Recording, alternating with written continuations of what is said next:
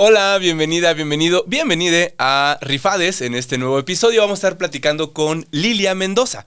Ella es actriz egresada del Foro Teatro Contemporáneo bajo la dirección de Ludwig Margules hace un tiempo. Parte de su formación la ha complementado con talleres de cine, producción, improvisación, locución, perfeccionamientos actorales y demás. En 2003 comienza su carrera cinematográfica en el largometraje El Mago, ópera prima de Jaime Aparicio. Desde entonces ha participado en diversos cortometrajes, entre los que destacan Carretera del Norte, dirigido por Rubén Rojo Aura, ganador de varios premios nacionales e internacionales, en Amor en Fin, del director Salvador Aguirre, quien le dio su primer largometraje, su primer protagónico.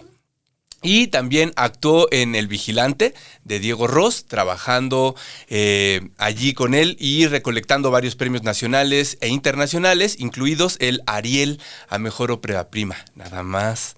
En televisión ha participado en series como Capadocia, Los Minondo, Gritos de Libertad, de Muerte y Libertad, Lo que callamos las mujeres, etcétera. Muchos otros más. Hasta que te conocí, la serie esta de Juan Gabriel, etcétera. Muchas otras más. Ha trabajado también en teatro y ha sido conductora del programa de radio Cinéfilos 2.0. Vamos a platicar ahorita de eso. Y también es coaching actoral de actores y locutores con talleres que ha impartido a través del IMCINE, Procine y de manera independiente. Ella es Lilia Mendoza.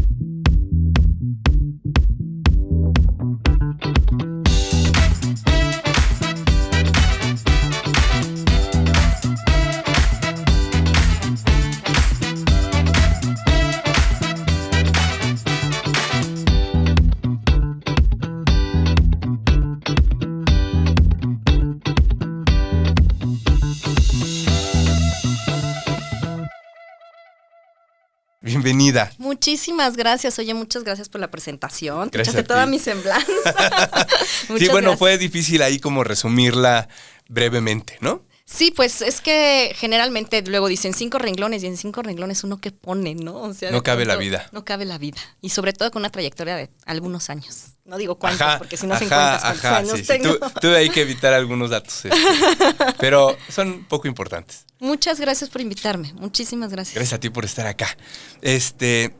Lo primero es empezar a platicar sobre cómo decidiste ser actriz. ¿Te gustaba estar en las pastorelas de la primaria y eso? ¿O lo descubriste después? ¿Cómo fue la onda?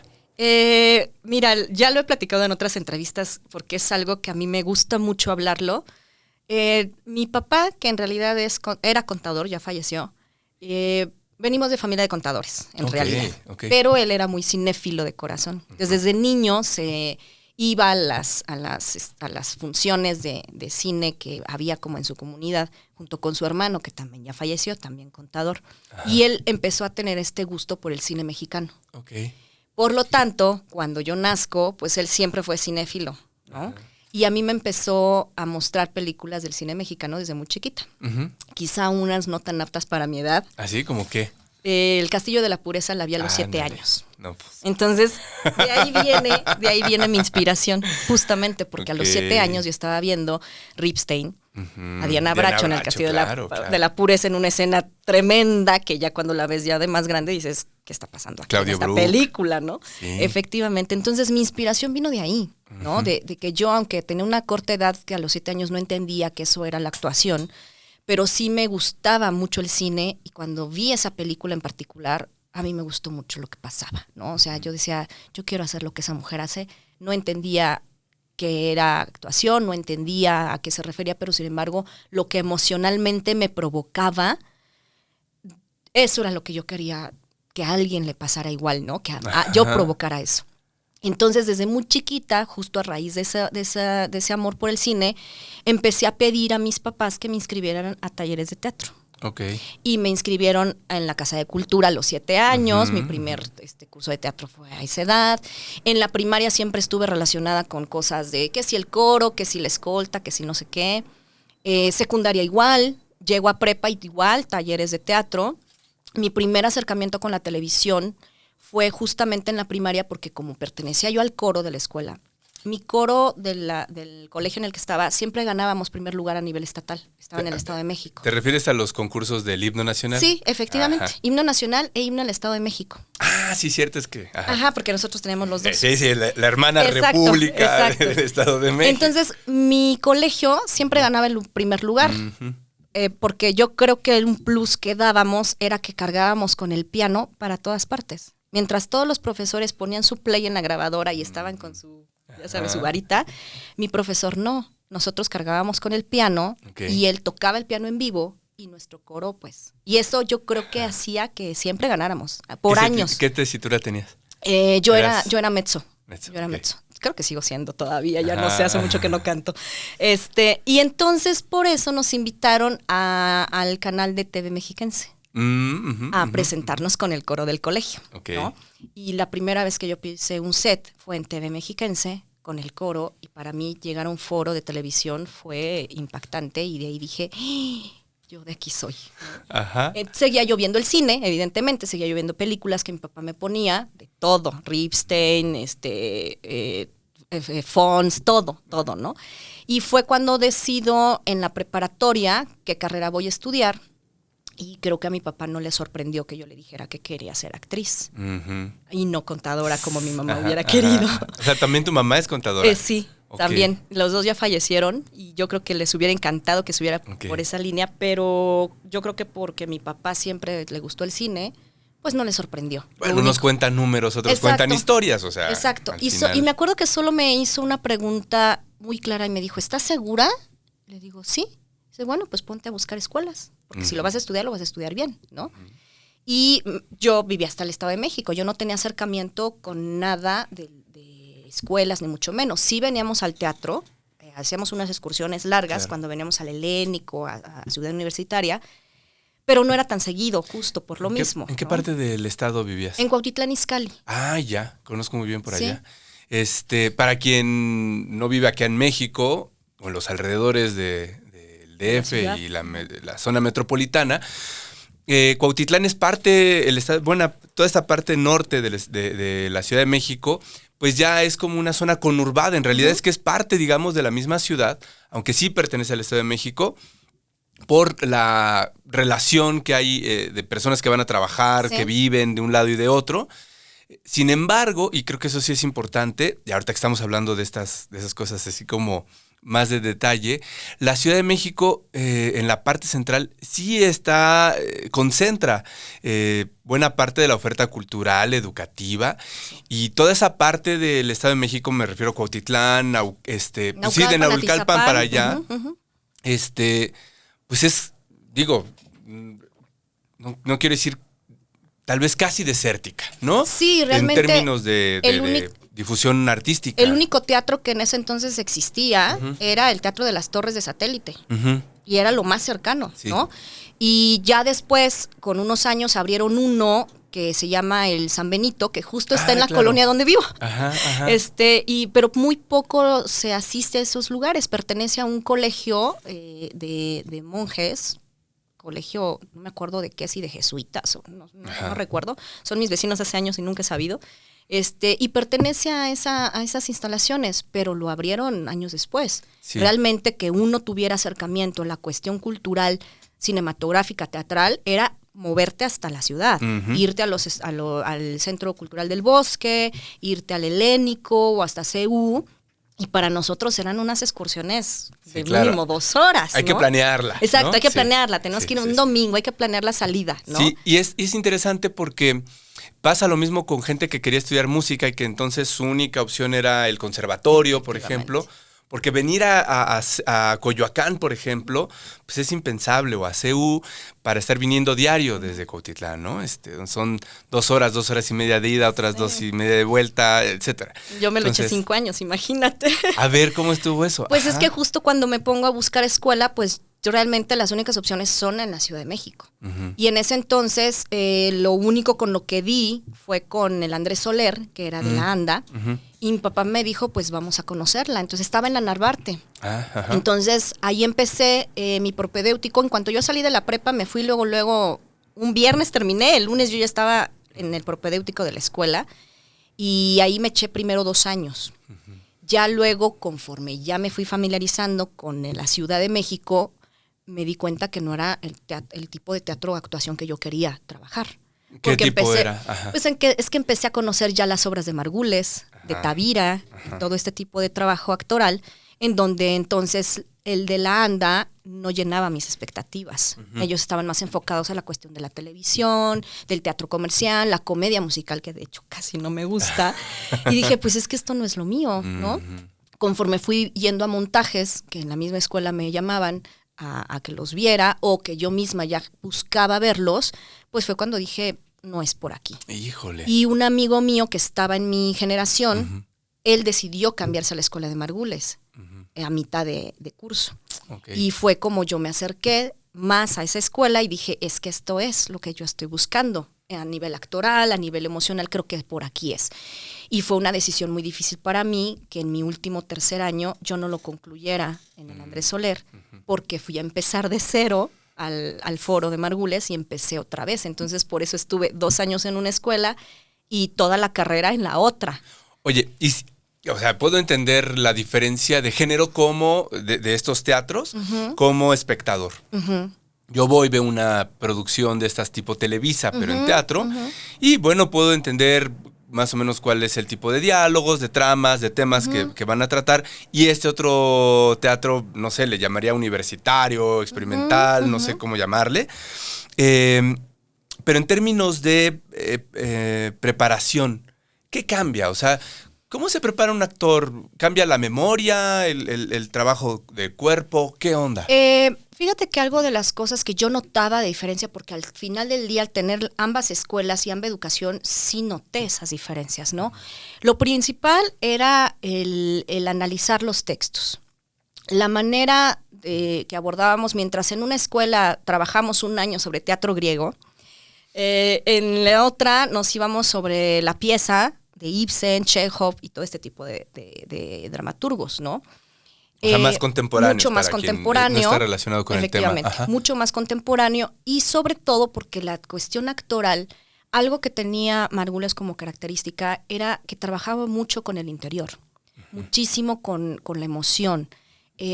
Nos insistía mucho en que si veía una escena y no le transmitías nada, no sentía nada, decía, pues es que no está pasando nada, ¿no? Y de pronto el otro tipo de trabajo es mucho más formal. Entonces, de alguna manera, pues tú sí estás trabajando con un personaje, pero lo creas más de forma, mucho más de fuera. Y el trabajo que Margules trabajaba era mucho más interior. Okay. Entonces, sus montajes, por ejemplo, mientras unos son mucho más de espectáculo, de escenografía, de show, Margules es todo contenido y con pared plana. Y solo el actor y ya, ¿no? Entonces yo me acuerdo mucho de una obra que me encantó, que era Los Justos, que fue de las primeras que me encantaron. Eran solo los actores, una pared metálica y ya. No había ni una sola cosa ni de utilería. Entonces está realmente el actor con sus emociones frente al espectador y todo su mundo. Ahorita que dices esto, es curioso porque en el capítulo anterior estuvimos platicando con Enrique Cueva, actor también, y precisamente él nos decía, y yo le preguntaba que nos explicara un poco más, que nos aclarara qué era eso de crear un personaje de afuera para adentro, de adentro para afuera, porque suena como muy abstracto, ¿no? Y precisamente coincide con esto que nos estás diciendo.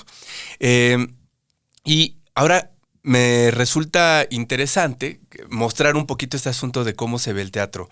Ahorita que decías, ese otro teatro, digámosle, más comercial, se vale mucho de escenografía, de juego de luces, de mucha música, etcétera. Y no sé si lo podría decir así, pero está más enfocado hacia el entretenimiento, mientras que el otro teatro te lleva hacia un cuestionamiento. Sí. Sí, también te detiene, pero no es lo que busca. No busca evadirte, sino al contrario, clavarte en algo, en un tema, en una emoción, en un asunto político, existencial, qué sé yo. Por supuesto. Eso que estás mencionando es súper importante y creo que era algo que diferenciaba el trabajo de Ludwig a lo que mostraban otro tipo de trabajos de otras obras, ¿no? Una cuestión interna que te haga reflexionar, que a lo mejor el espectador se deje conmocionar y se deje tocar, ¿no? Y posiblemente salga a cuestionarse sobre el tema, o simple y sencillamente dejarse llevar por las emociones y sentir que algo pasó, ¿no? Que le provocó una catarsis, que le provocó algo. No porque el otro teatro no lo tenga, pero como bien dices, es mucho más hacia el enfoque de diversión, de distracción, que está padre también. Claro. Digo, me ha tocado ver obras comerciales que también te hacen reflexionar y cuestionarte cosas, pero sin embargo no hay una profundidad a veces en los personajes. Y el desarrollo y el cómo creas un personaje para ese tipo de obras, pues sí definitivamente tiene que involucrarte de una manera más profunda, más íntima, más visceral, ¿no? Entonces sí es un trabajo diferente. Sí, yo digo que es como cualquier cosa. No es que uno sea mejor que otro, no es que la Coca sea mejor que el Boeing. O sea, cada uno llega para momentos distintos y hay para todos públicos, ¿no? Sí. Bueno, regresando al tema de tu preparación, entonces estabas ya ahora sí con Margules y ahí terminas, ahí sí concluyes tu preparación teatral. ¿Cuántos años son y luego qué pasa? Son casi 4 años. Yo me fui un semestre antes porque justo ya eran las últimas fechas de montaje y también algo que pasa en la escuela que filtra mucha gente. Algo que sucede con este tipo de procesos es que inevitablemente el alumno empieza a decir, esto no es mío. Yo ya me voy, ¿yo qué hago aquí? ¿No? Claro. Muchos desertaron porque evidentemente pues la exigencia es diferente, ¿no? Entonces éramos ya hacia el final del año 5 alumnos. Entramos 17 y al final estábamos nada más 5 y ya en el último semestre no me quedé porque ya fue cuando me empezó a salir por fin trabajo en cine. Y algo que tenía la regla de Margules es que no podíamos trabajar y estudiar al mismo tiempo. Porque pues él tenía la fe, la creencia y la fe de que pues esto es como un médico. No puedes ir a operar si no has concluido la escuela, ¿no? Cosa que la verdad es que yo como fui un poco rebelde. Gracias. Claro, sí. Sí, ahorita, pues sí. Y venía yo de una escuela en donde pues sí podías ir a castings. Pues me salté un poquito eso, no me la creí tanto y yo sí empecé ya a hacer, a hacer castings, a buscar proyectos desde antes de salir. Entonces empecé a hacer una primer película casi enseguida de que salí y pues ahí tuve que tomar la decisión también, o me quedo al último semestre a terminar o me voy ya a buscar trabajo, ¿no? Claro. Y la verdad es que decidí irme a buscar trabajo, decidirme a tomar unas fotos nuevas y pues empezar a mostrar mi trabajo por todas partes. Y fue así como salí de la escuela y me acerqué a un profesor que yo había tenido en la primera escuela, que él es diseñador de maquillaje y actor. Entonces, por muchos años trabajó en la Compañía Nacional del Teatro. Y él me invitó a asistirle maquillaje en 2 montajes. Y fue el primer trabajo que yo tuve saliendo de la escuela, ni siquiera como actriz, como asistente de maquillaje. Y estábamos yo muy feliz porque entre los montajes que estaban era Santa Juana de los Mataderos de Luis de Tavira, que duraba 5 horas, me acuerdo. Y a la par estábamos haciendo el diseño de maquillaje de Relaciones Peligrosas con Walter Duener, donde estaba Diana Bracho. Entonces para mí era, me voy a hacer eso, obvio, ¿no? ¿Por qué? Porque es el acercamiento al teatro, porque es estar ahí, porque es conocer de adentro también, aunque no sea actuando, el trabajo del director, del iluminador, del escenógrafo. Yo me acuerdo que cuando estaba Santa Juana, Philippe Amand era el diseñador de escenografía, y recuerdo las sesiones que eran interminables para iluminar una carta, ¿no? O sea, los actores estaban allá, pues sí, pero también nosotros lo vivíamos de fuera y era impresionante. Entonces, me gustó muchísimo esa experiencia, solo que llegué a un punto en el que justo en Relaciones Peligrosas, en ese entonces estaba Ana Serradilla actuando también. Y un día llego, porque yo ya tenía unas fotos que en algún momento me tomé con un fotógrafo que dije, pues ha de ser así, ¿verdad? Y yo no tenía idea ni cómo tenían que ser las fotos, nada, ni con quién ir a dejarlas. Entonces un día llego, iba a dar función, y llego con Ana y le digo, oye, me gustaría que vieras mis fotos para que me des tu opinión. Y en eso me dice, también eres actriz. Y ahí me cayó el 20 y dije, me han relacionado como maquillista. Digo, que tampoco soy maquillista, soy asistente de. Algo está y algo mal no aquí, quiero que me enfoquen así. Digo, no, es que soy actriz y también hago maquillaje, no al revés. Y ahí decidí que era el último montaje que iba a hacer como asistente de maquillaje. Bueno, pero al menos Fueron estuviste 2. con Grandes, la verdad. Quien te inspiró para ser actriz, ¿no? Diana, a la fecha tengo guardada una cajita que me regaló con unas almendras confitadas bien bonita que mandó a hacer con mi nombre y con el de mi compañera que estuvo conmigo en maquillaje. Y además con ella le estoy muy agradecida porque no solo fue ese montaje. Cuando fue mi cumpleaños número 20, yo todavía estaba en el Andrés Soler. Y ella estaba haciendo María Callas. Entonces mi regalo de cumpleaños, yo quise ir a ver María Callas, ¿no? Ese fue mi regalo que le pedí a mi papá. Pero yo como ya me sentía con charola, porque traía la credencial de la ANDA, me metí hasta los camerinos para buscarla. Y entonces me acerqué a ella. Fue muy linda y muy amable porque me abrió la puerta de su camerino. Le conté de hoy, pues estoy estudiando actuación. Me dice, ay, qué bien, ¿y dónde estás? Entonces luego, no, pues en el Andrés Soler. Me dice, dame unos 10 minutitos para cambiarme. Mira, mientras ve esto. Y saca su libreto de María Callas. Me lo da empastado y yo así, con mis papás al lado, además así de, ok, me siento en una banquita que está enfrente de los camerinos a hojearla.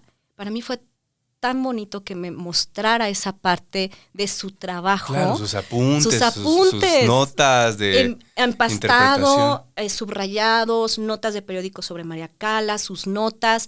Híjole, no, para mí fue mágico. Y cuando termina de cambiarse, me invita a pasar a su camerino, me muestra las fotos de sus perritos, de sus hijos, no sé qué. Sí. Y me comenta que pues sí, eso de estudiar actuación es difícil, pero que pues si yo lo quiero, adelante. Cuando yo hago la transición de escuela y ahora me la encuentro trabajando, le comenté, digo, ¿te acuerdas que te comenté? Me dice, claro, digo, ¿y qué fue? Digo, pues me cambié de escuela, hice la transición y pues ahora pues estoy buscando, ¿no? Entonces me gustó mucho cómo ella siempre fue muy, muy bondadosa, de mostrar esa parte, de cobijar, de también darme consejos de por dónde, ¿no? Y pues siempre estuve muy agradecida por esa apertura, porque ahora que yo estoy del otro lado, sé que ese tipo de apuntes personales, pues sí es un trabajo que no con cualquiera muestras. No andas compartiendo luego, claro. Exacto. Sí, porque también trae cosas, me imagino, a veces personales, o incluso puede ser una parte de la vulnerabilidad de una persona, ¿no? Sí. Porque pues, de alguna forma están ahí cosas tuyas que a lo mejor no tienen que andar viendo otras personas, ¿no? Sí. Por cierto, ese montaje está padrísimo. Yo lo volví a poner hace unos años, hace poquito. No sé el de Callas. Y pues ahí ve uno por qué es una gran actriz, ¿no? O sea, un monólogo impresionante que va en unas emociones increíbles. Sí. De las primeras obras en las que yo la vi fue en El tranvía llamado Deseo, helénico. Era ella con Lisa Owen.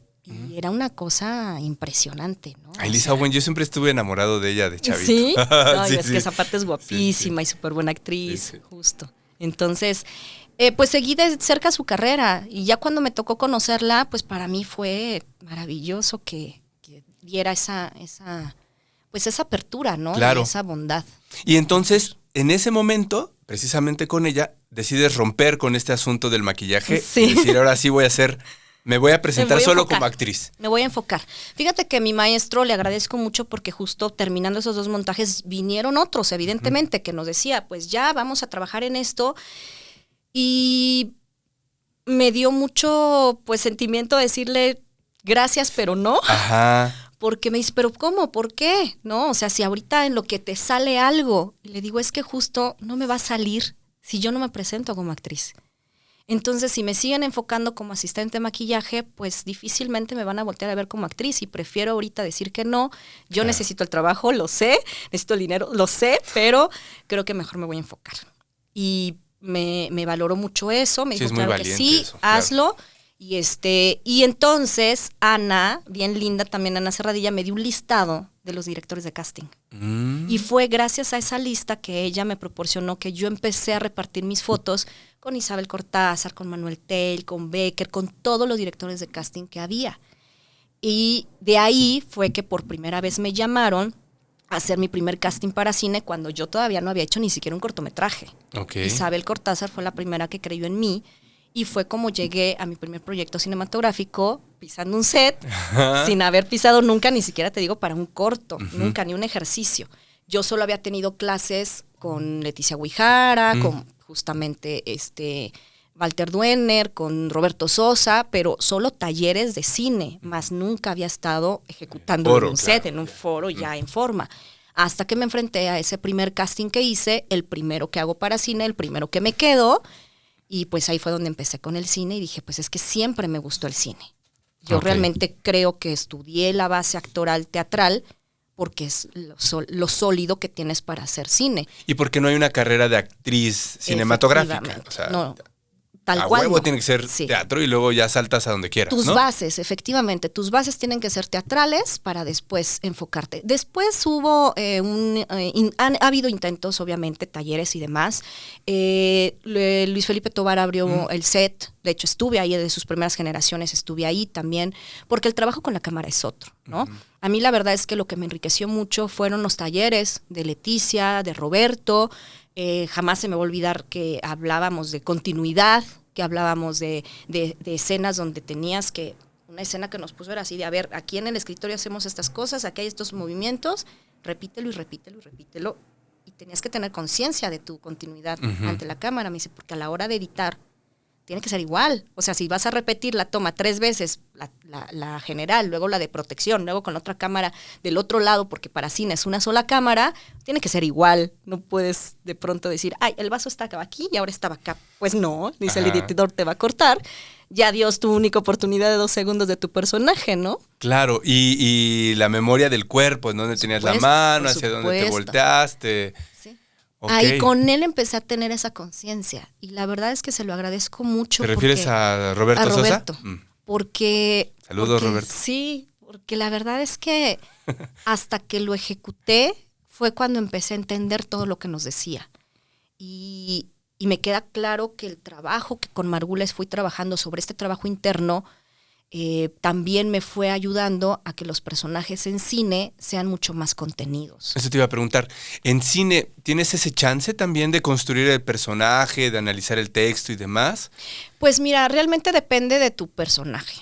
Porque a veces, si uno va solo para una escena, muchas veces no tienes la oportunidad porque nada más te mandan tu escena, tú llegas el día del llamado y en ese momento conoces al director. Pero si tienes la oportunidad de hacer un personaje más grande, con más juego, pues sí es un trabajo diferente. O sea, a la fecha sigo participando en algunos proyectos con amigos, ya sea para un cameo o para un personaje más grande, y el trabajo es diferente. Cuando tú manejas un protagónico, también depende del director, ¿no? O sea, hay directores con quien sí te pone a ensayar contigo, llama a todo el elenco, crea escenas como si fuera improvisación teatral para construir un personaje, pero a veces no da tiempo. Entonces a veces más bien te vas a trabajar a tu casa, trabajas algunas cosas con el director y vas construyendo conforme van platicando y así, o sea, es diferente, ¿no? No hay un trabajo como en el teatro que tienes meses para preparar, que le vas encontrando en energética, emocional y sensorial y todo conforme vas avanzando. En el cine no.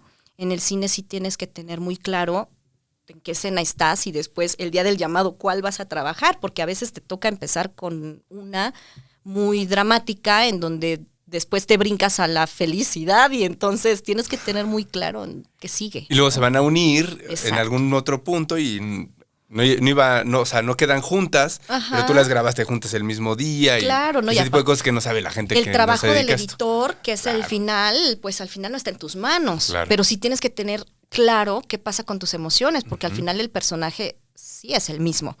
No puede hoy estar de una manera y resulta que al otro viene la continuidad de esa y vienes de otra manera, ¿no? Claro. O sea, emocionalmente hablando, sí tienes que tener claro tu arco emocional, ¿no? Entonces, ahí empezaste en cine y luego fue que o sea, primero hiciste largo y luego corto. Después vino lo de Carretera. Fíjate que Carretera fue años después. El Mago fue mi primer película y mi primer acercamiento al cine. Y de ahí los del CUEC me empezaron a ver. Porque gracias al Mago me conocieron y me empezaron a llamar a sus ejercicios escolares. De los primeritos que hice fue un cortometraje con Pierre San Martín, que ahora está haciendo su ópera prima, ya la hizo. y con Laura Pino, que ahora es productora. Okay. Sus primeros ejercicios estuve ahí con ellos. Okay. Entonces, el CUEC me cobijó mucho en ese sentido. Los cortos que empecé a hacer fue más con el CUEC. Y de ahí ya empezaron a venir otros castings, ¿no? Que también Isabel Cortázar fue la que más me invitaba a proyectos. Okay. Y mi primer protagónico, el casting lo hizo Anilú Pardo, okay, que fue el de Amor en Fin. Ese fue con Anilú, que también empezó a voltear a verme en otras cosas y fue como me fueron llamando, ¿no? Porque pues uno... Así estás, te van viendo y dicen, la que sale, mira, está interesante. Entonces, a lo mejor es como te van invitando, porque pues uno todavía a lo mejor no es tan famoso, ¿no? Claro. ¿Después de esto entonces vendría la televisión o se fue dando a la par? Se fue dando un poquito después del cine, como al año. Porque justo entre los directores, la lista de directores de casting que me mandó, me dio también los datos de TV Azteca. Y el primer acercamiento que tuve fue con TV Azteca, porque TV Azteca en ese entonces, y todavía, tenía mucho más apertura para que los actores fuéramos a reportarnos. Recuerdo que en ese entonces los martes eran los días para que fueras a llevar tus fotos, a que pases a las producciones a reportarte, y todos nos anotábamos en una libretita para llegar a pasar.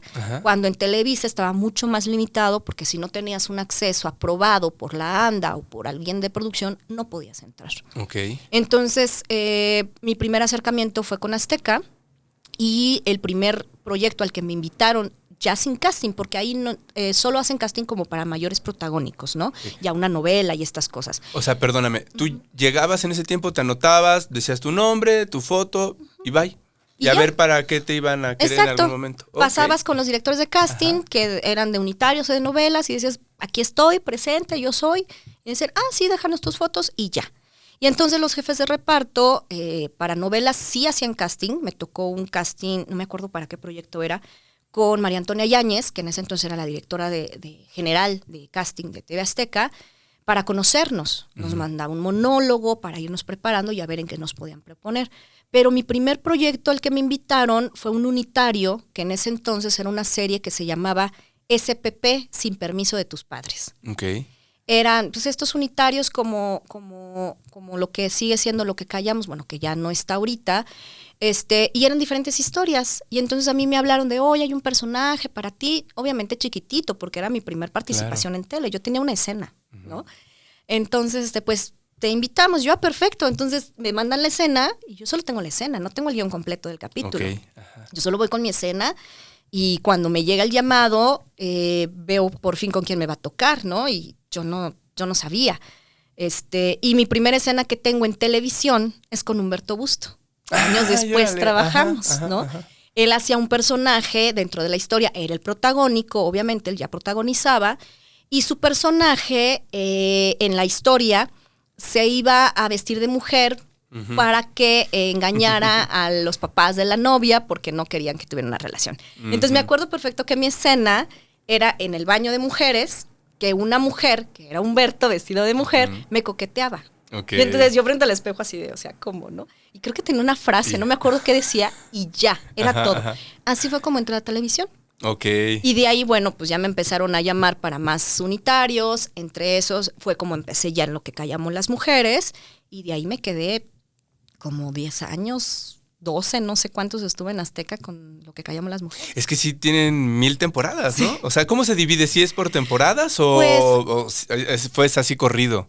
Lo que callamos, pues nunca lo dividieron por temporadas oficialmente. Okay. Creo que más bien fue corrido, pero duró años, 15 años con ese nombre. Después le hicieron una transición que se llamaba Mujeres Rompiendo el Silencio, pero era el mismo formato, nada más que como con nuevas historias. Y bueno, después vino broncas en la televisora, que el programa desapareció, pero sin embargo por años fue lo que sostuvo realmente el rating importante de la televisora, ¿no?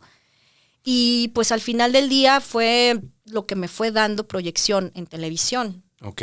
Ahí tuviste un montón de papeles. Sí, de todo, desde los bitsitos justo con los que empecé hasta cuando ya empecé a protagonizar en los capítulos. Y pues bueno, me encantaba estar ahí porque además algo que me gustaba de Lo que callamos era que muchos de los programas que hacían pues estaban basados en historias reales, fundaciones que aportaban historias y que pedían que ciertos capítulos estuvieran. Entonces nos tocó varias veces ir a las fundaciones de donde salía la historia a trabajar con las mismas personas de ahí con sus historias reales, ¿no? Ándale. Y alguna vez, por ejemplo, me tocó un capítulo sobre el bullying, que la fundación que lo pidió en el día del aniversario del bullying, que es, no me acuerdo qué día anual lo hacen, ese programa se estrenó ese día y a nosotros nos hicieron un programa en vivo para que la gente pudiera tener pues acercamiento con nuestro capítulo. Una vez que vieran el capítulo, poder platicar con los actores que estuvimos en ese capítulo. Ay, qué bien. Estuvo bien bonito. Entonces, algo que me gustó mucho fue eso, el trabajo social que de alguna manera siempre tuvieron.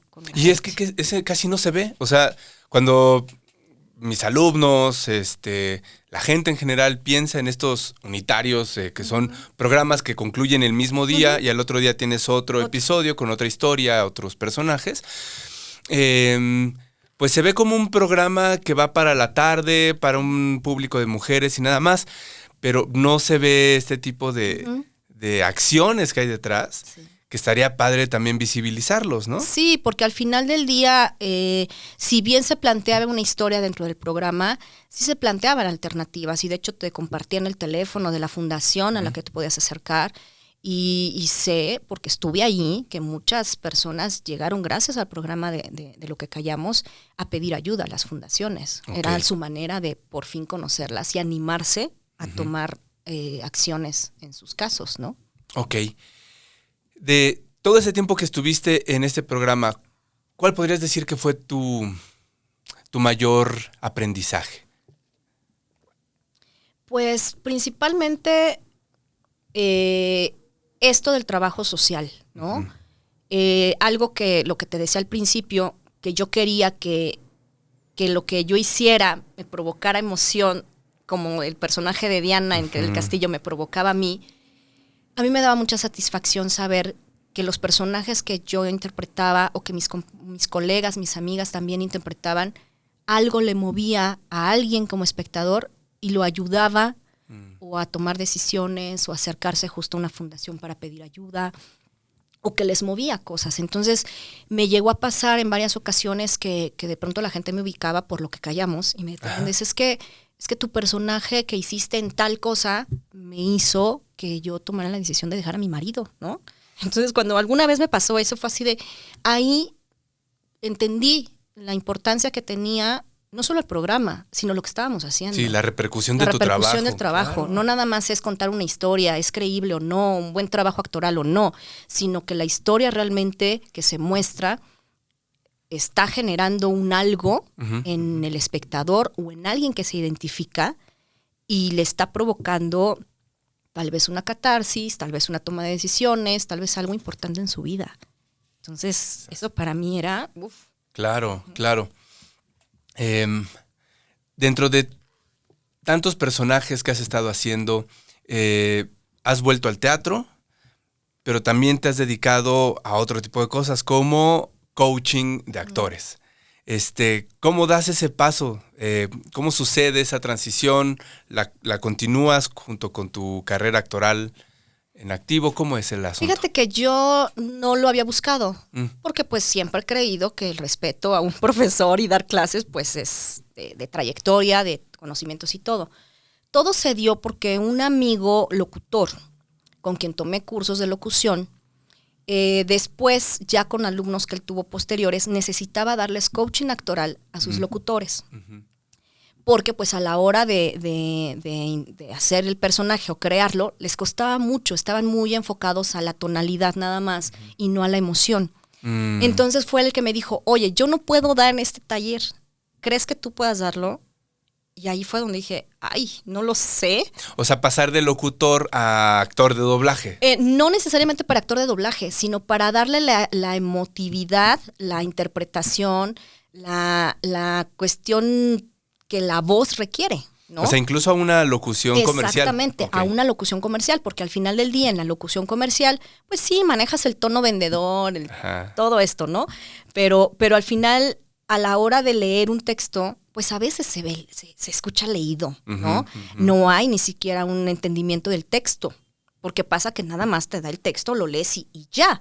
Y sí, gramáticamente y fonéticamente sonará muy bonito, pero a la hora de darle una emoción o el por qué estás diciendo esto, el análisis es otro. Entonces, lo transmites diferente, por supuesto. Entonces, fue gracias a él que dije, bueno, a ver, me animo, y empecé a descubrir que me encantaba. Y que muchas herramientas a nivel actorales le servían muchísimo a la hora de tan solo entender un texto, leerlo, analizarlo diferente e interpretarlo. Okay. Entonces la interpretación de la voz se vuelve otra cosa. No nada más es, ahí sí repito el texto y ya, porque es mi comercial. Pues no, también hay que ver a qué público se lo estás vendiendo. Me pasaba que, por ejemplo, con algunos alumnos analizábamos un texto para un chocolate, ¿no? Pero yo de pronto les dice, bueno, ¿y has probado el chocolate?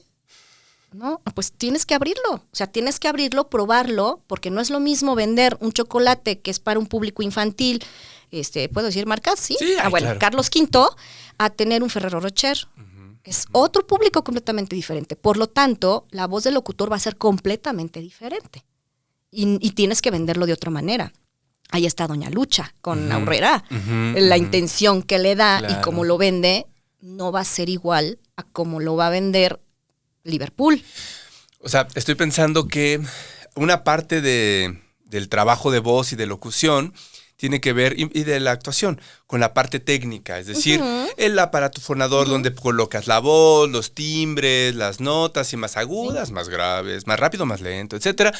Pero al final eso no es más que un vehículo para lo que realmente es importante, y tiene que ver eso otro, lo realmente importante, con la emoción. Por supuesto. Que lleva el mensaje. Por supuesto. Y sí se nota la diferencia de cuando hay un actor haciendo una locución, de cuando hay solo un locutor que no tiene a lo mejor esa parte emotiva trabajada, ¿no? Claro, porque, vale la pena aclarar que para hacer locución basta con un curso, un taller que puede ser tan extenso como de 2 años, tal vez lo más largo, como un taller tal vez de medio año para aprender cosas de la cabina y técnica, demás, ¿no? La técnica. Al final la técnica, y está muy bien, pero también hasta dónde te quedas ahí o lo enriqueces, ¿no? Y algo que buscaba siempre este profesor con sus alumnos era que enriquecieran y que no se quedaran solo en la forma y en la técnica, sino que a la hora de interpretar dieran ese plus actoral que ciertos locutores sí lo han dado, ¿no? Es que creo que ahí es donde está la clave, en la palabra interpretación. O sea, creo que es muy distinto ser un títere de lo que sea, leer algo, a interpretarlo, es decir, hacerlo tuyo y decir desde tu punto de vista eso que te pidieron decir. Entonces, y desde tu intención y tu emotividad, porque al final, si tú lees el texto, ok, lo entiendes racionalmente hablando, pero si le das un poco más de profundidad o te conectas con alguna emoción, a lo mejor el tono de voz te puede salir un poco más dulce, no lo sabemos, depende qué estás buscando, ¿no? Me acuerdo mucho que en ese entonces había un ejercicio de una locución que ellos trabajaban, y esa narración era sobre venta de seguros, pero lo hacía Jiménez Cacho. Y entonces era una cosa maravillosa, porque evidentemente había una interpretación. Claro. Y era ver la diferencia de cómo el locutor normal lo va a leer y un Jiménez Cacho contra yo. Ándale, o sea, pues cómo, no, pues es que... Y entonces me servía mucho ese ejemplo para que lo escucharan, porque la locución de Jiménez Cacho, aunque sea un comercial de venta de seguros, es diferente a que lo hubiera hecho cualquiera. Sí, y el Jiménez Cacho es bueno en voz en off. Ahorita me acordé también de...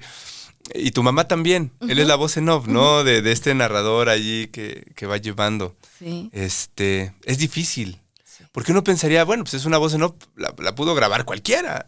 Estás leyendo un texto. Pero ahí está la diferencia entre hacerlo de una forma, de una manera, y hacerlo de otra. Porque al final del día, cuando tú interpretas un personaje, aunque sea ese que está leído en esa voz en off, la cadencia, las pausas, la entonación es diferente. Y no nada más tiene que ver dónde están tus resonadores. Que sí, a la cuestión técnica es importantísimo. Todos los locutores deben tomar talleres de locución. Sí, échense la carrera, ¿no? Pero ya cuando profundizar un poco más en la interpretación, sí es importantísimo que se acuda también al trabajo actoral, porque es ahí donde va a enriquecer la emoción, ¿no? Totalmente.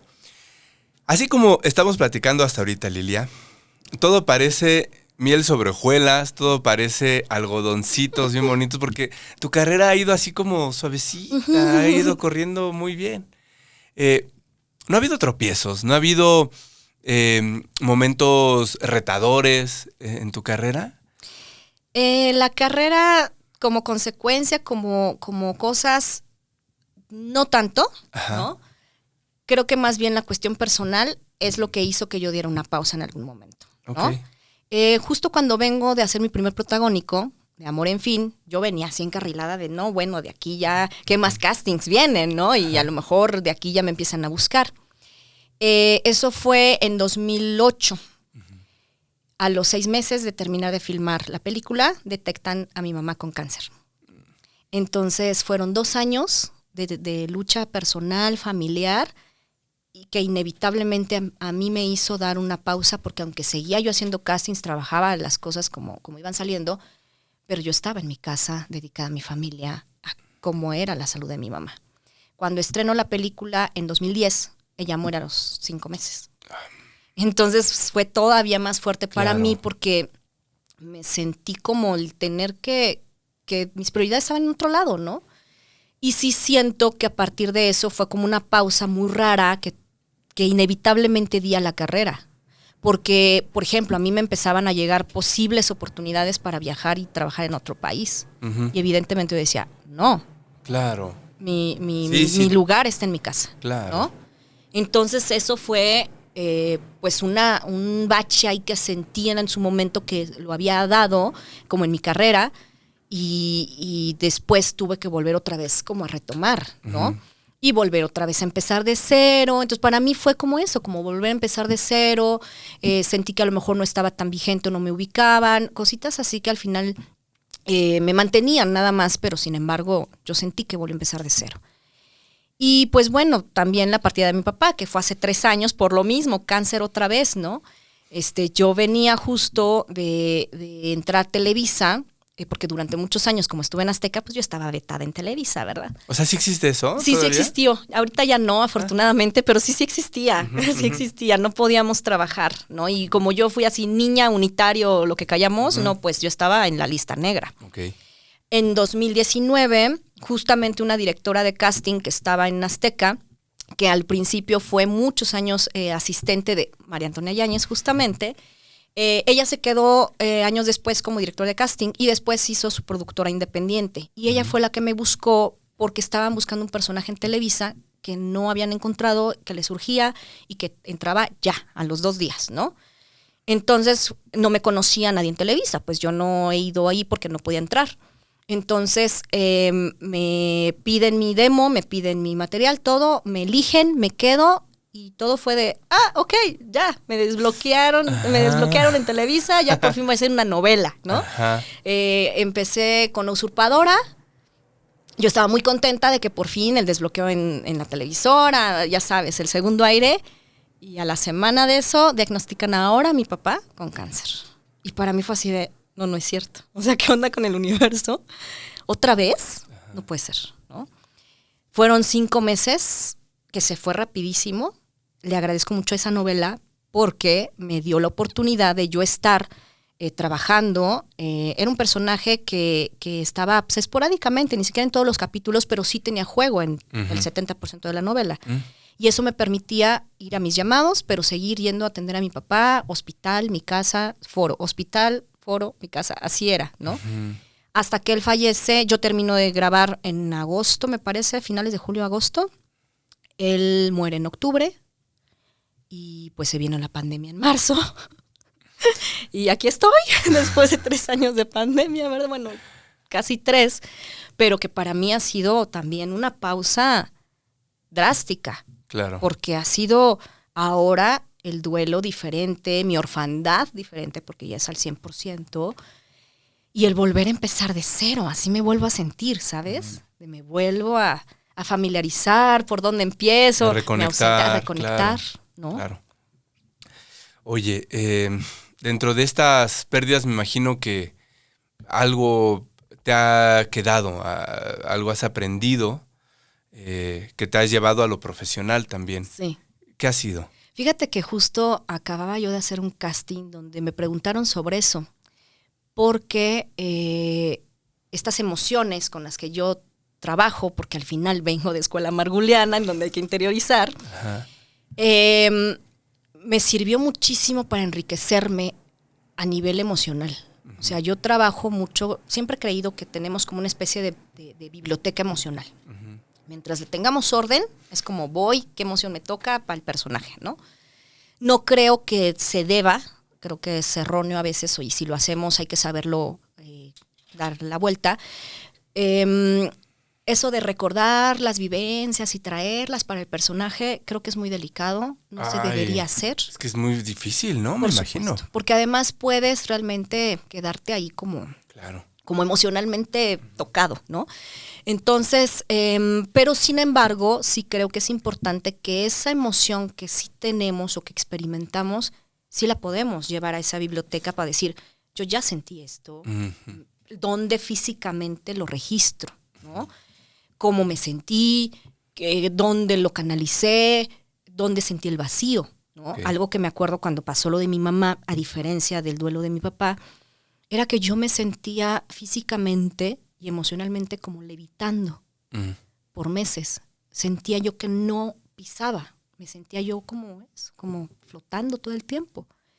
Y cuando de pronto emocionalmente me han tocado personajes que tienen que ver con esa sensación, sé cuál es el nombre que le doy, ¿no? De hecho, como a los 8 meses de que mi mamá falleció, me tocó un personaje que fue mi catarsis de lo que me acaba de pasar con mi mamá. Yo estaba haciendo casting para una serie que hicieron unos chicos para el IMSS, por pedido. Fui hacia un personaje y estando ahí me dice el productor y el director, ¿sabes qué? Mejor haz casting para este. Y me empiezan a contar la historia del personaje. Me dice, esta es una mujer que está enferma de cáncer de ovario, que se va a morir, que no sé qué. Y yo con mi cara así de, ok, conozco perfectamente el tema, ¿no? Y entonces hago el casting, me quedo, pero el día que me toca hacer la escena, yo tenía 8 meses de no pisar un hospital de entrada, ¿no? Me toca en un IMSS, donde murió mi mamá en un IMSS. Y lo primero que me llegan es, ay, tu vestuario y mi batita azul, ¿no?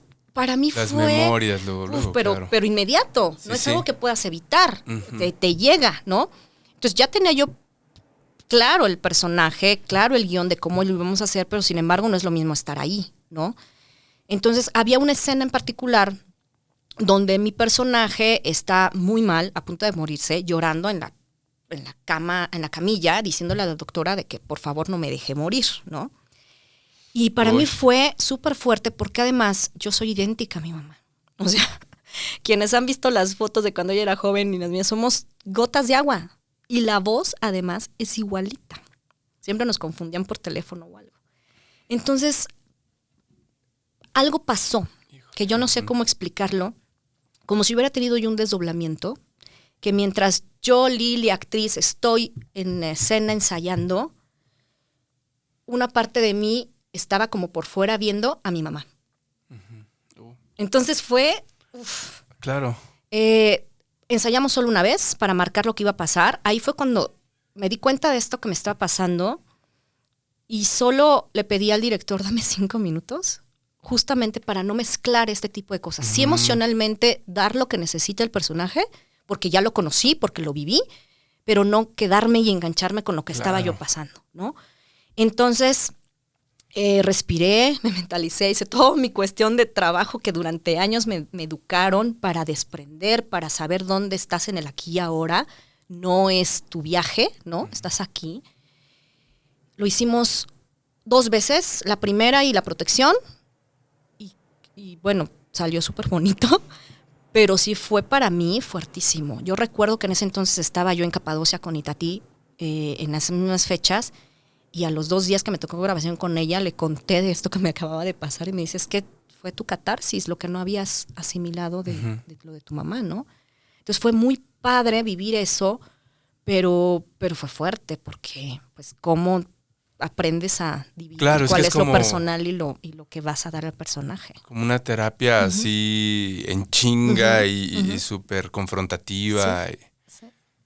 Y entonces al final del día esas emociones que uno sí tiene, que uno ya conoció, que uno ya vivió, pues terminan siendo tus herramientas. Yo nunca he estado de acuerdo en que al menos el actor, las otras personas se dedican a otra cosa, pero yo no estoy de acuerdo en que los actores trabajemos en terapia para evadir o para trascenderlo, para ya, adiós, eso no pasó. No.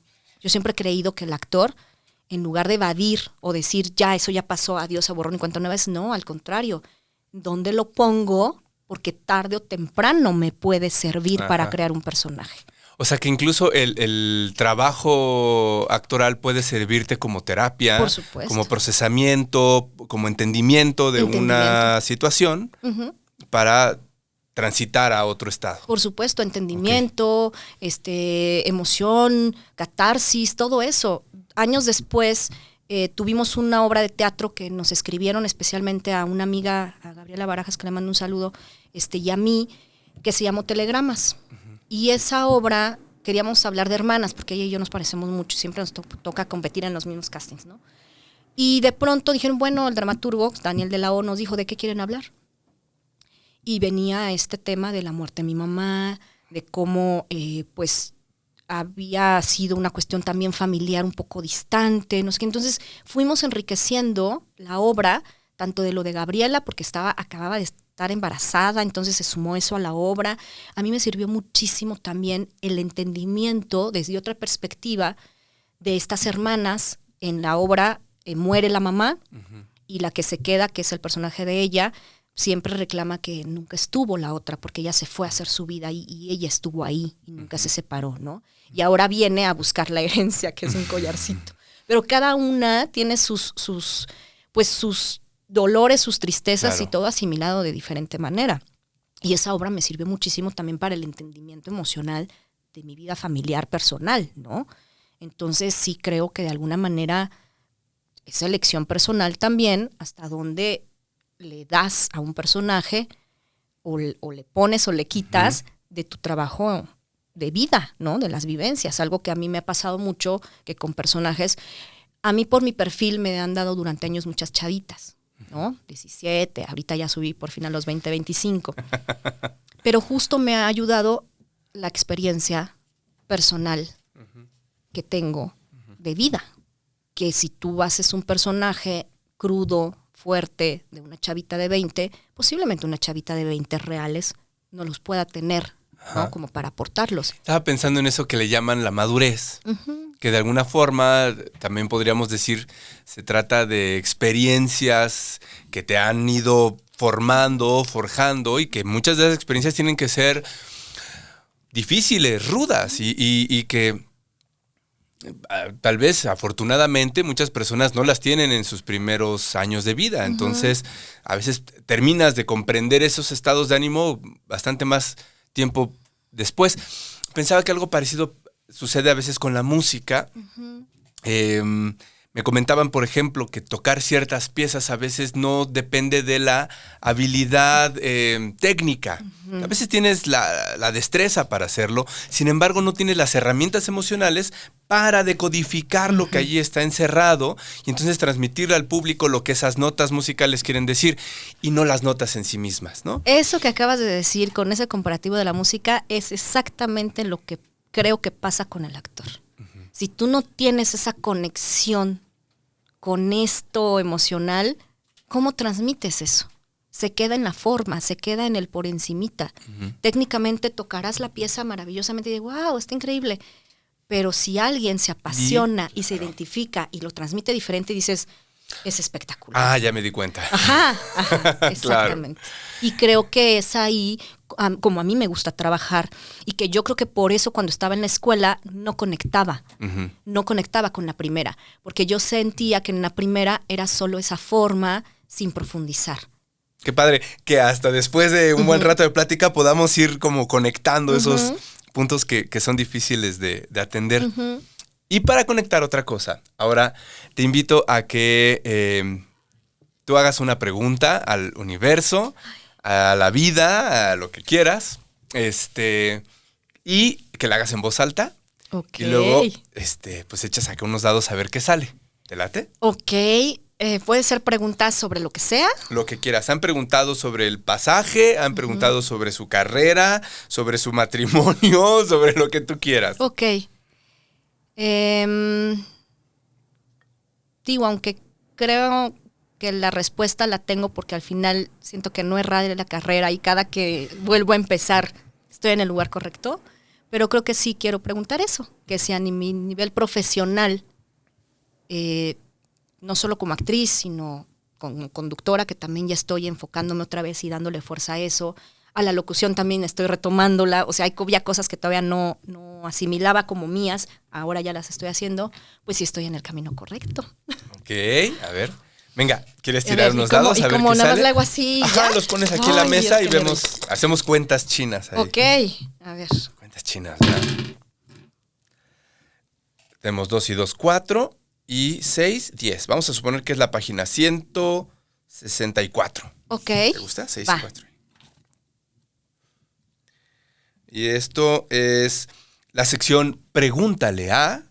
y en este caso le estamos preguntando a Rosario Castellanos, wow, a través de su libro que conjunta toda su obra poética y se llama Poesía no eres tú.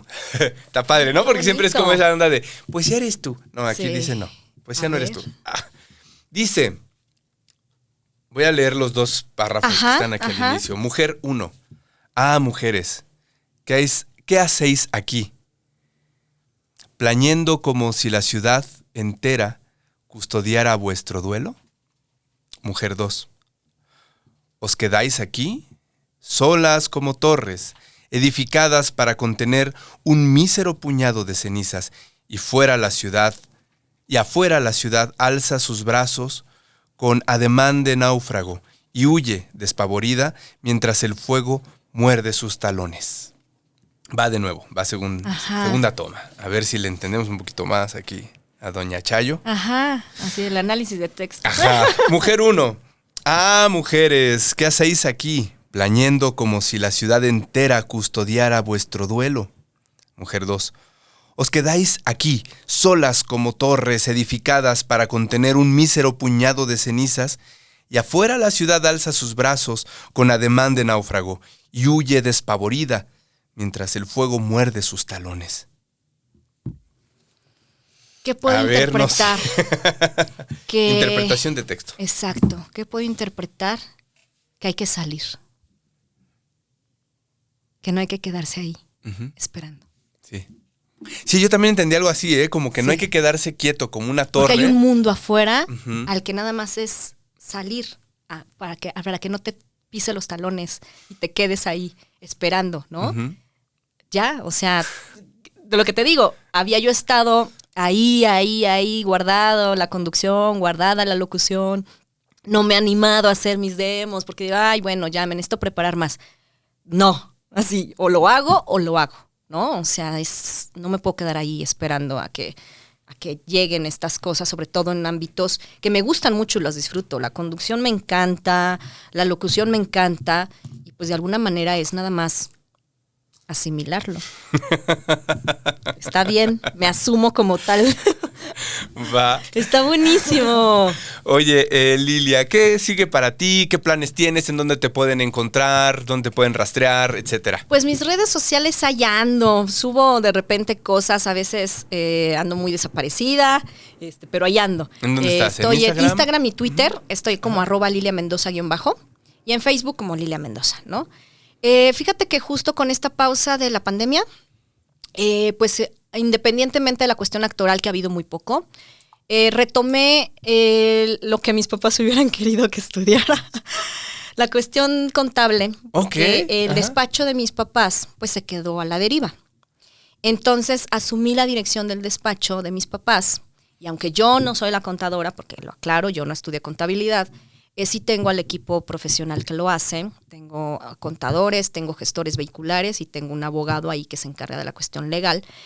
Y decidí justo en la pandemia asumirme como la directora ya oficial del despacho, apoyar a colegas actores que están mal con sus cuestiones fiscales. Ajá. Y hemos estado todo este tiempo apoyándolos. Entonces a mí me encanta porque en lo que salen los castings y en lo que hago mi trabajo como actriz, pues estoy enfocada a que el despacho mes con mes esté generando pues las declaraciones que debe de ser de los impuestos y no sé qué, y superviso todo, que si los trámites de vehiculares, que si cambio de placas y no sé qué, también.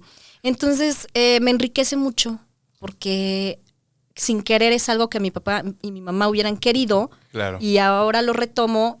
Inevitablemente me está apasionando, lo combino y es algo que no me es ajeno. O sea, al final crecí en un despacho y en familia contable toda la vida. Yo empecé en mis cursos de verano yéndome a trabajar con mis papás. Entonces, en cuanto el contador me habla del lenguaje contable, entiendo perfecto de lo que me está hablando. Entonces he estado combinando eso, de pronto dirijo castings también, solo por proyectos como muy específicos. Y pues fíjate que justo el cierre de año era enfocarme qué quiero hacer, ¿no? O sea, si bien no ha habido grandes personajes ni oportunidades de castings porque había estado con la pandemia muy limitado, sí, pero he estado dándole vueltas a esto de mis demos de locución y conducción y lo he estado como postergando, pero con la respuesta que nos acaba de dar Castellanos, pues no. O sea, creo que este cierre de año lo que tengo que hacer es enfocarme, ¿no? Enfocarme a por fin ejecutarlo, a reunir mi material para hacer los demos correspondientes y enriquecer mi trabajo, no nada más como actriz, sino como conductora y las cosas que salgan de locución están padres, ¿no? Y además la parte de la contabilidad es súper importante y muy necesaria para el gremio, créeme. Sí, no, bueno, conozco a muchas personas que necesitan. Y urgentemente, porque además las productoras es una realidad que ya están siendo obligadas por el SAT a que contraten gente solo con sus papeles en orden. Entonces, como actores, si no tenemos la 32 de positiva, pues bueno, no trabajamos, ¿no? Entonces, estoy contenta. Saben alguien que habla los dos lenguajes. Exacto, los dos lenguajes. Eso ha ayudado mucho porque justo si el contador le suelto, él habla con el cliente, pues él le habla de números y gráficas que el contribuyente dice, ay, ¿de qué me estás hablando, no? Y yo soy pues más visual y artística, entonces hablo con directores, fotógrafos, actores y les explico y les aterrizo el lenguaje contable al manzanitas 2, ¿no? Entonces lo entienden de otra manera y ha sido muy práctico y muy fructífero, la verdad. Gracias. Gracias, Lilia, por platicarnos, por mostrarnos su trayectoria y por abrir tu corazón. No, hombre, pues muchas gracias a ti por invitarme. La verdad es que qué rico platicar de todo esto, sobre todo pues no la clásica entrevista de la trayectoria, que ya lo platicamos mucho, ¿no? Sino de qué hay detrás también de la construcción, de lo que tú decías, ¿no? De cómo abordamos ciertas cosas o cómo trabajamos con las experiencias de vida para enfocarlas a nuestro trabajo, ¿no? Muchas gracias a ti por invitarme. Gracias. Pues bueno, esta fue otra charla más con una rifada de la creatividad con Lilia Mendoza, y me parece que de esta experiencia podemos sacar varios puntos que son importantes. Bueno, que al menos a mí me lo resultaron. Valdría la pena que tú también nos digas en los comentarios qué otras conclusiones sacas. Pero mira, primero me pareció que este asunto de la educación tiene que ver con la pasión. Si a ti realmente te apasiona algo, la distancia que tengas para ir a ese lugar donde tienes que entrenarte, donde tienes que profesionalizarte, no importa. Todos tenemos que hacer a veces esos sacrificios de horas en el transporte público, de tomar ciertas medidas para modificar nuestra vida cotidiana con tal de lograr nuestras pasiones. Así es que vale la pena dedicar ese tiempo. También creo que con Lilia aprendimos que a veces es importante romper los lugares seguros. Allí donde ya te sientes en orden, en confianza, a veces no necesariamente es el lugar donde vas a crecer. Y entonces hay que romper, como decía Hermann Hesse en Demian, hay que romper ese huevo para entonces aplicar a un mundo nuevo, a un mundo diferente, tal vez más amplio. Y sí, seguramente en el momento más arriesgado, pero vale la pena romper ese huevo. También creo que es importante el tema del proceso emocional. Con estas charlas nos hemos dado cuenta que todos nosotros, todas nosotras, vamos viviendo nuestros procesos emocionales a veces distintos o diferenciados de nuestra carrera profesional.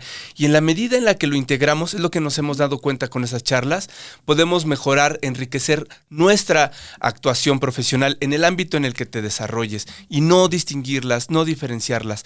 Entre más las unamos, más vamos a poder obtener de ellas. Y bueno, por último, creo que otra charla más que nos hace ver que para muchas personas la pandemia nos ha planteado buscar nuevos horizontes. Y esto, más que una conclusión, me gustaría dejártelo como una pregunta. ¿A ti qué te hizo plantearte la pandemia? ¿Un nuevo horizonte profesional, personal? ¿Cómo lo estás afrontando? Cuéntanos. Yo soy Everest Landa, le agradezco al Chino por toda esta producción tan bonita que siempre tenemos y nos vemos muy pronto con otro podcast más de Rifades. Gracias. Gracias.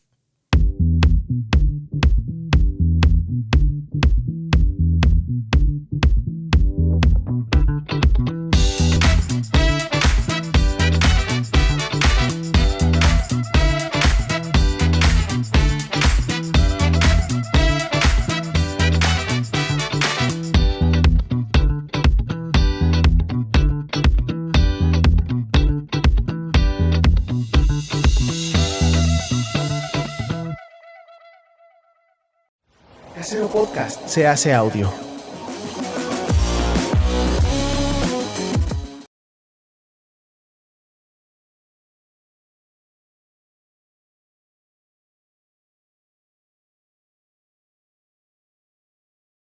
Hola, bienvenida, bienvenido, bienvenide a esta comunidad creativa.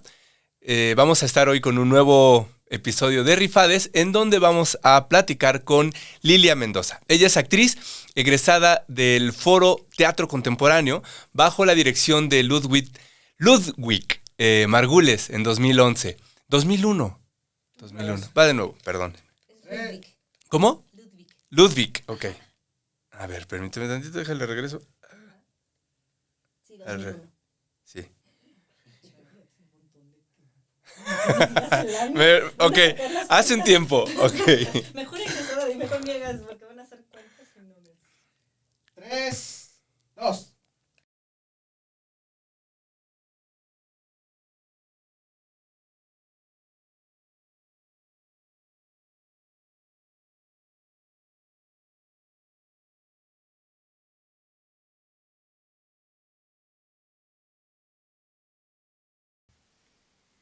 Bueno, pues fue por eso y porque pues empecé el proyecto hace como pues ya unos meses.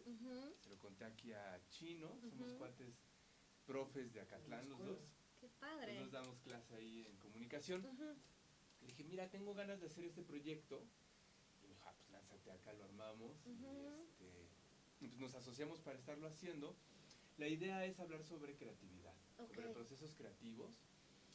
Claro, hacer esto de cómo tomaste la decisión de estudiar lo que estudiaste, qué trabas encontraste y todo lo demás.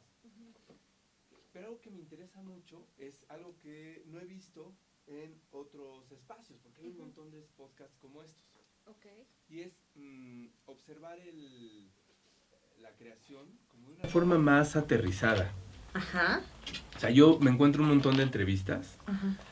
De lo mío, ¿no? De guionistas y escritores que son así como de, sí, pues es que es enfrentarte con tus demonios y tocar el alma y cómo escribes. Ajá, pero, exacto, ¿cómo le entras?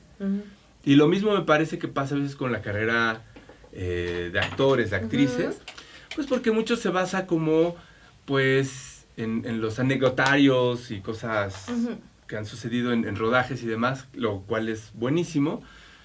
Pero también me interesa ver, pues, cómo te preparas, cuáles son las alternativas laborales de una actriz profesional. O sea, todo el tiempo estás frente a cámara, o qué otras cosas haces. Exacto. Ahorita pues, estaba viendo en tu semblanza, ¿no? Te voy a presentar. Y pues está esto de ser coach, etcétera.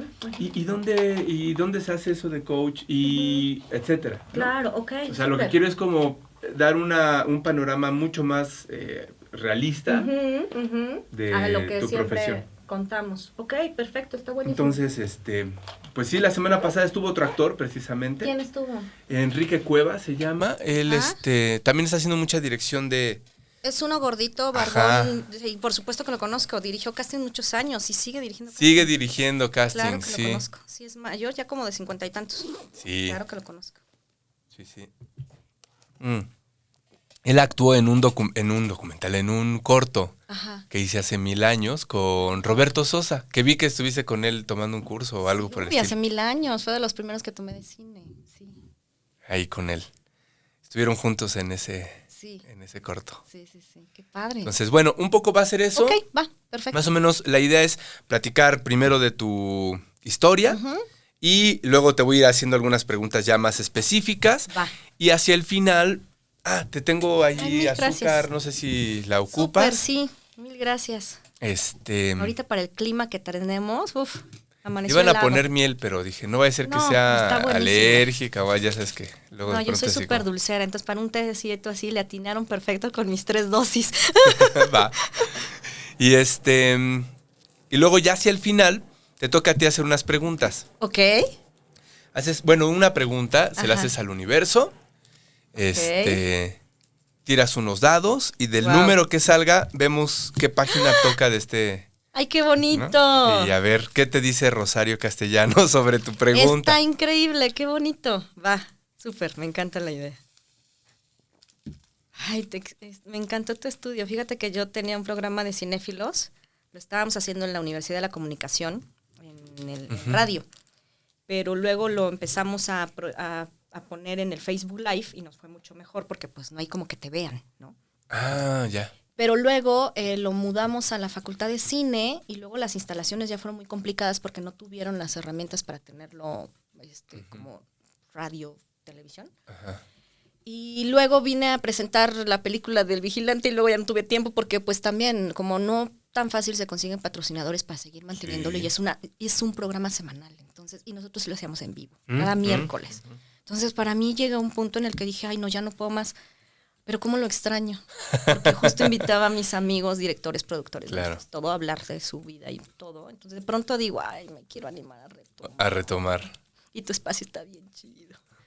También lo podemos hacer en vivo. Aquí lo podemos transmitir. Déjame meditarlo para ver si me da la vida el regresarlo, porque sí lo quiero regresar. La verdad es que lo manejaba para justo difusión del cine, para que los que estén en cartelera puedan hablar de sus proyectos y también para hablar de trayectorias. Entonces, puede ser una muy buena idea. Pues sí, ahí platican. Uh-huh. Ahorita se pasan números ahí. Uh-huh. Porque tu espacio está bien bonito. Entonces, a ver qué tal. Y súper profesional el chino, por cierto. Súper. Aquí no te molesta si se ve, no se ve, ¿verdad? No. Perfecto. Por cierto, esto se edita y lo vamos a pasar en YouTube Súper. y también pues en todas las plataformas de audio. Va. No sé, como dentro de un mes y medio más o menos. Yo te avisaría ok. por Facebook y Súper. etcétera. Te paso las ligas. ¿Listos? Excelente. ¿Más me das nivel, por favor? 1, 2, 3, 1, 2, 3. Ok. Y ya igual la vas a hablar hacia el Sí. micro. Y acuérdate, después de la presentación me das unos 3 segundos para poder hacer el corte y separar, ¿va? Yes, sir. Venga. Vámonos en 3. ¿Ya revisaste el prompter? ¿Todo chido? Ay, me encanta que está con pronto. Ya estábamos. Está genial. Ahí está, sí, estamos. Venga. Vámonos en 3, 2, 1.